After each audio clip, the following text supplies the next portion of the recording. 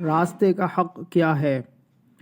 جناب رسول اللہ صلی اللہ علیہ وآلہ وسلم نے فرمایا، تم لوگ راستے میں بیٹھنے سے بچو۔ لوگوں نے عرض کیا، اللہ کے رسول، ہمیں اپنی مجالس سے مفر نہیں، ہم ان میں گفتگو کرتے ہیں۔ آپ صلی اللہ علیہ وآلہ وسلم نے فرمایا، پھر اگر تم نہیں مانتے تو راستے کا حق ادا کرو۔ لوگوں نے عرض کیا، کیا راستے کا حق کیا ہے؟ اللہ کے رسول آپ صلی اللہ علیہ وآلہ وسلم نے فرمایا، نگاہ نیچی رکھنا، ایذا نہ دینا، سلام کا جواب دینا، نیکی کا حکم دینا اور برائی سے روکنا۔ حوالہ سنن ابو داؤد 4815۔